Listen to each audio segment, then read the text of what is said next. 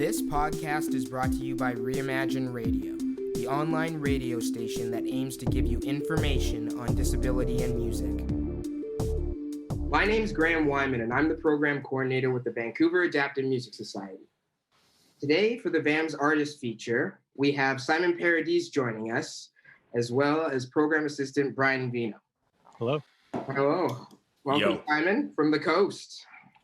Yeah, I am off mainland. Yes. Yes. Yeah. So, Brian, why don't you take us away? Yeah, so we're here to talk about a song that we did, our first kind of collaboration together. So Simon, you've done some collaborations with VAMS in the past, obviously pre-COVID. With this particular piece, what was it like to focus on something more of your own? Well, it was kind of I like kind of working by collaboration by distance, because then the process slows down, and it's sort of more like magpies building a nest together. Like we all go off and find our own kind of favorite shiny things we're attracted to, and then try to compile them into sort of a cohesive musical entity. And there's something really cool about the democracy of quilting ideas together with other musicians, you know? Mm-hmm. Yeah, it was kind of fun. Like, you know, for the longest time through COVID, we weren't really doing songs. I wasn't doing too many songs. I did a ton beforehand, but then, you know, it kind of lost that spark, right? So, you know, it was really fun getting you to like almost like just pour your brain onto Graham and I with some like really weird chords, and it totally like took off. It was awesome. I'm glad it all worked out. It was, it's funny because the more when at each stage, when someone else within the trio would introduce an idea, it would like redirect the course of the aesthetic of the piece. So it was like, you know, it started out like kind of a Jeff Becky thing, and then it went kind of like more 90s, and then, you know, and then there were hints of like Pink Floyd being played on there by Graham. And anyway, it's cool. It's got it has all of its signifiers connect back to things that we, you know, are part of our own inclinations, you know? Mm-hmm. Yeah. And I think your production really, sorry, I don't mean to talk through you there, Graham. And I think, Bryden, what I really like is your overall treatment of the production values. Like, I never would have thought to put an octaver on the acoustic guitar part, but once it happened, I was like, I couldn't live without it. You know, it was like, and it wouldn't have come from my own head. And that's kind of my experience making CDs anyway, is that being aware that kind of every part of the process offers you sort of a new perspective of which you can be creative with it, and it can actually affect the overall product coming out. You know, like mixing is just as important as recording, as is important as writing, vis-a-vis going forward. And having a guy with your background, which is different than my musical background, be mixing things and do what you do with the effects and the EQ and stuff, gives me kind of an outlook on how things are unfolding that I wouldn't have arrived at by myself. So thanks, man. Yeah, like that acoustic guitar part specifically, like it felt like a vocal to me, you know? Like that's how I wanted to treat it. Like it was just so smooth, and the way it went around, it had to have something that made it that center, and I think the octaver was super fun. It was that flat five that you kept sneaking in there on your original part that kind of drew me in. I was like, oh man, that's where all the tension is, in that one little kernel of that note and the push on it and everything. So that's kind of where the thing centered, and then the ripples from that moment went out to the rest of the tune. Yeah, because that was on Graham on the bass, eh? Right. Yeah. No. So I guess, and just to take a little aside for our listeners, this is actually Bryden's first release where he pretty much put everything together with the mixing, mastering, and that side. So this is his debut release with VAMS. Yeah. Yeah. So pardon me? No, it was exciting. It was really fun to work on. Yeah, and so to give, I guess, the way that it started originally, and we're talking about influences, I think at that time I was listening to a lot of Mac Miller, but specifically Thundercat bass lines. So I think I just came up with this little simple thing to start us off with. And basically, yeah, we just started there. And then obviously, how did you guys approach it once you kind of took that initial phrase. Oh, the opening riff around the D, the C sharp, and the E? Exactly, yeah, the kind of original, the A section, shall we say. Right. Well, the first thing I had to do because of where my brain goes, which is, a slave to my ADD impulses, was, okay, what are the chords we're going to highlight with those three tones, and what keys should we be in, and where can we have the tension, and where can we have the release? So there are a million choices at that point where it could sound totally weird and angular or totally inside and diatonic. And, it just made more sense to kind of hang out closer to home rather than being too far out on the tiles with it. So that kind of, that's how I got to the chords we ended up with, basically. Mm-hmm. Yeah, and I mean, for me, I was approaching it from the drum perspective, from the electronic music production side of things that I've done for so long, but mostly hip hop though, and flipping kind of drum breaks into more staccato drums, like at the outro section there, but then having that kind of more smooth, almost like 90s hip hop drum break in the background of the kind of A and B section. Yeah. I still think my favorite part of the tune actually is the way you play so far back on the beat in the outro when there's that breakdown on the outro of the tune. That to me is like that's like the peak of the mountain of the point. It's so greasy and dirty at that point. I'm like, oh man, that's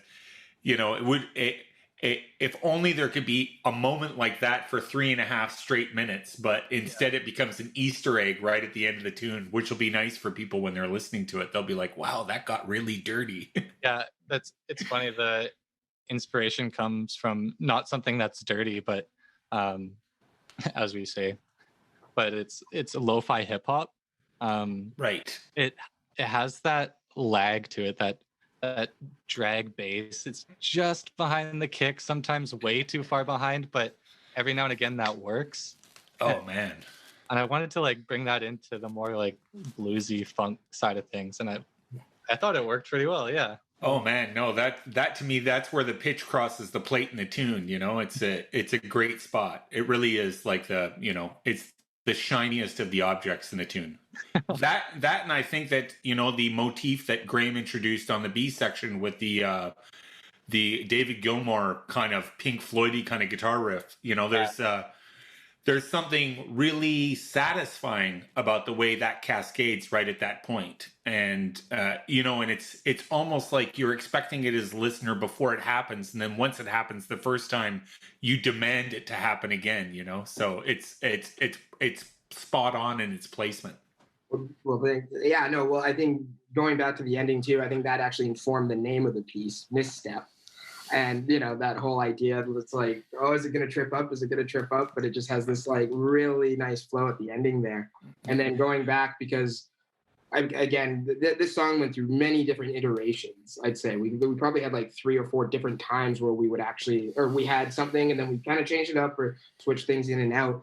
But I think the other thing that informed what I was doing when the B minor comes in was when the break that happens after the A section into the B section, right? There's this like pause, this like kind of like, you're breathing in and you're waiting for, it's the deep breath before the plunge, right?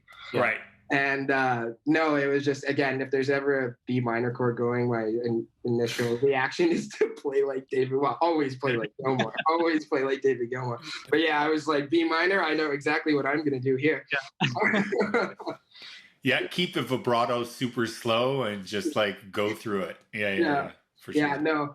But I think one of the major turning points, especially for me for the song, was when we sat down and we were looking for something to really support the low end.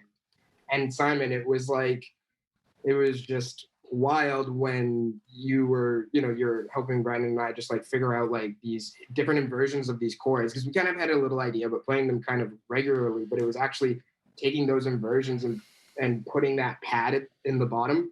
Right. And that actually is how the song begins originally. Now is the organ section, right? Right. Yeah. But the organ section was one of the last sections to actually influence the trajectory of the tune. So exactly. It's funny how much work it did in placing everything in context, even though it was late to the party. Mm-hmm.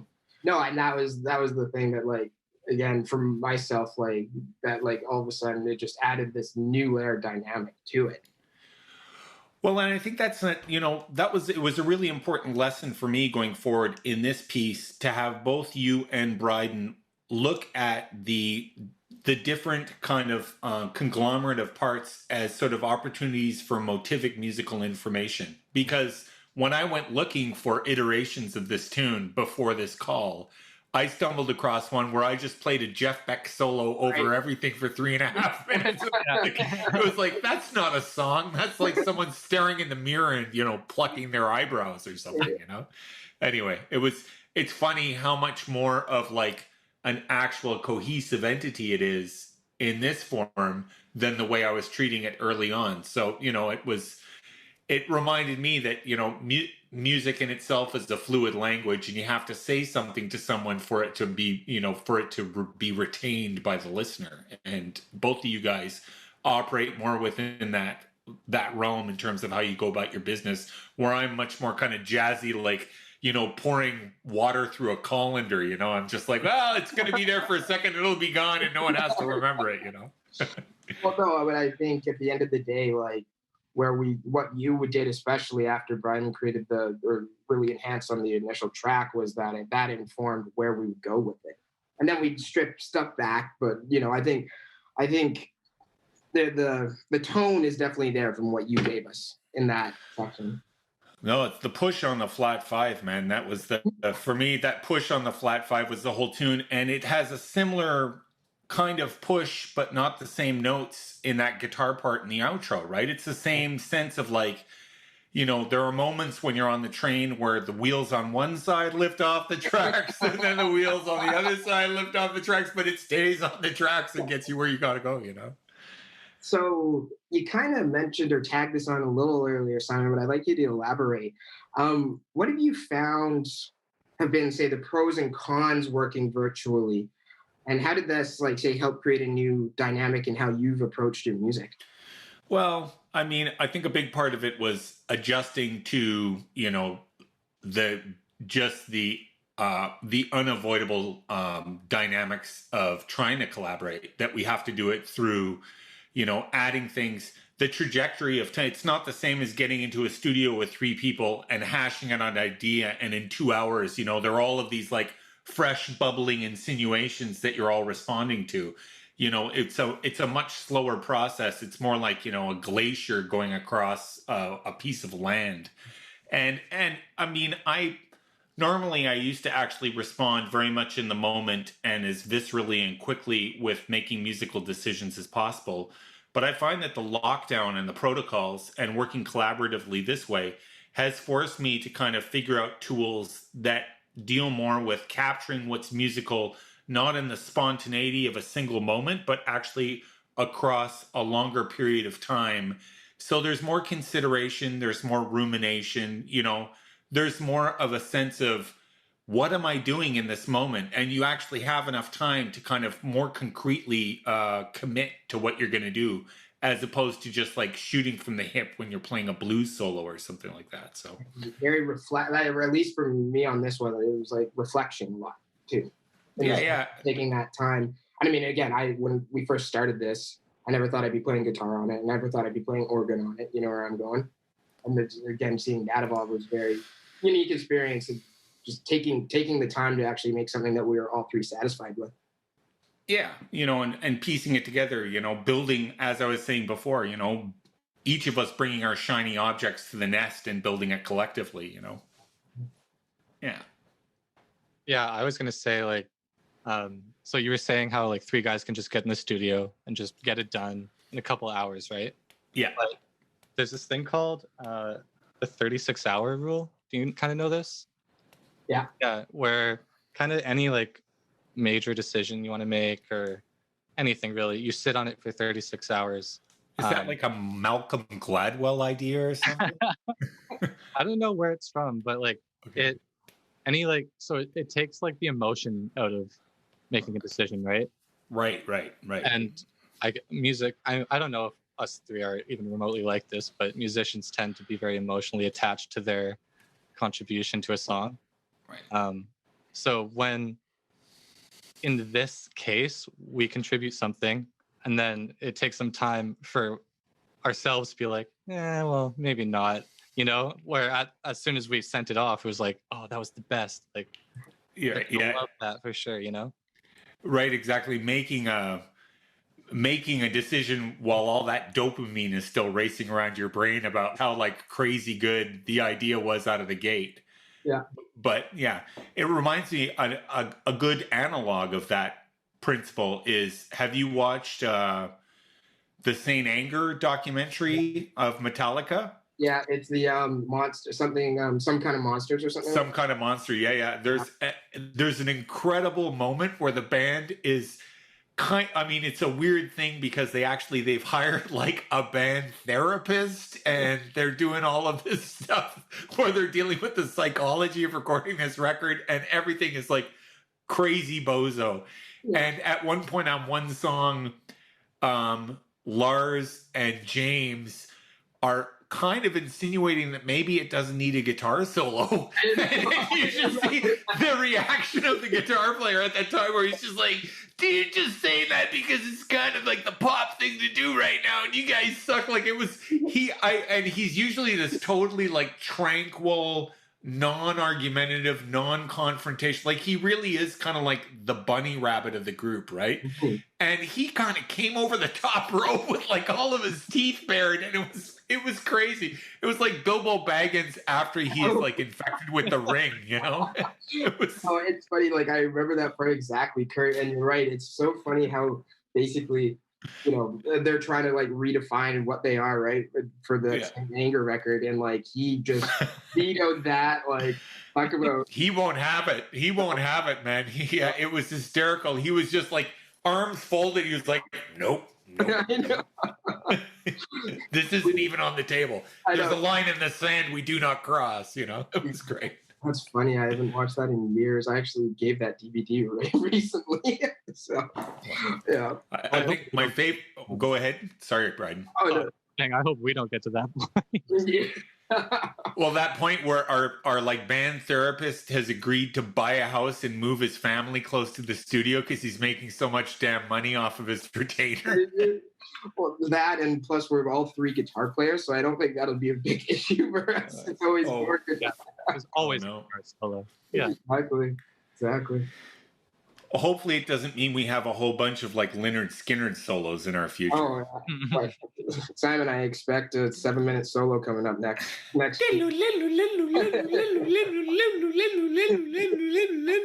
8 minutes. Yeah. The world needs more of that, eh? Yeah. No, I don't think so. At least if we want to have something on the radio. Yeah, well, that's a whole other bee in a bonnet that we probably shouldn't get into in this interview. But, obviously, the three of us are at a point in our lives where we're not doing this because of, the pop placeability of the music that we're making. We're making music as a way to kind of use art as a means to kind of kick back at the strangeness of the quarantine and everything. And, pop radio be damned, frankly. Yeah. Well, but tagging onto that, though, I think you mentioned this earlier, Simon, but having Bryden on this, and this is the first time that I worked with Bryden as well on anything, was again 3 different sensibilities on where we're really at, and to have Bryden bring in that more R&B and kind of production style, because Bryden, having you just graduated, I graduated from my schooling. Dating myself here, like 13 years, or sorry, I started 13 years ago, graduated like 10 years ago. So, there, to see what like music has done since then, or at least like different techniques, you can definitely see that shine through this piece. Oh, yeah. Oh, dude, I so have you beat on the time span of the last time we were actually studying music. I've like, so many changes have happened in the flavor of music over the course since I graduated from school. It's like, I can't even keep up with all of them. I tried to. I really held on there pretty fast until about the mid 2000s, and then it was just like, there's too much. I can't keep track of it all. And that's the nice thing about having you on board, Bryden, is that it's true. Your take is way more fresh than everything I do would ultimately be like, well, is this something that like I'd measure it against like classic rock or hard bop jazz. You know, it wouldn't.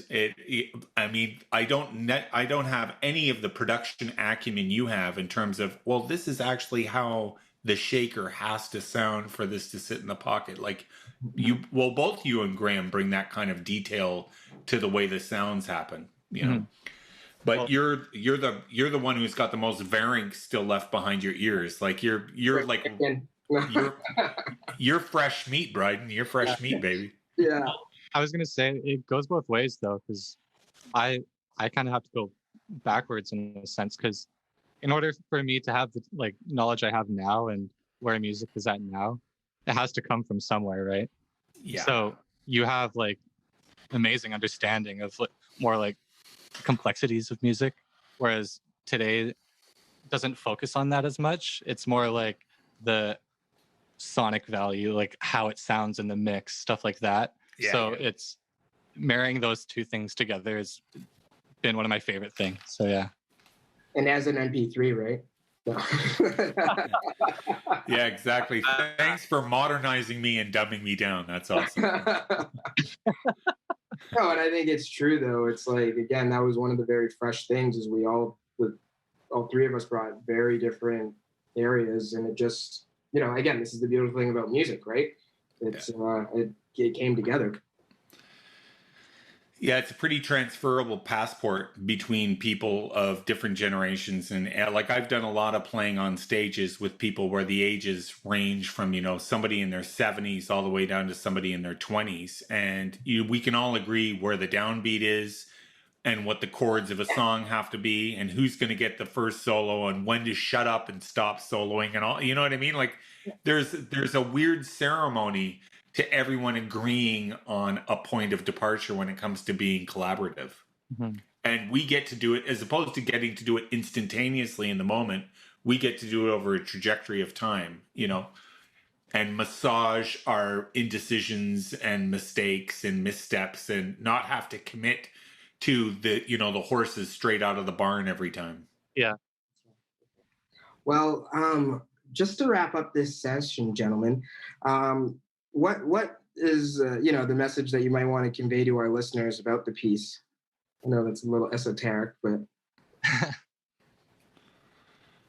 I'm gonna say, okay, I wanted to kind of go a bit further off of what we were just saying, that if the song's gonna work, it's gonna work no matter what genres are coming together, right? Mm-hmm.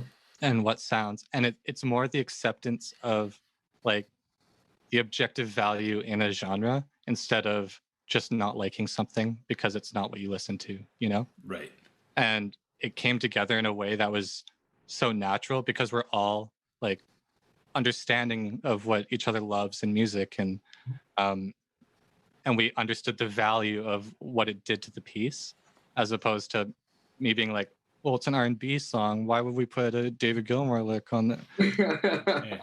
So I'd be like, no, I like my jazz solo, I think we should go from there. Like, so it if it wants to work and we all want it to work, then there's no reason it can't. Right, it'll insist on itself.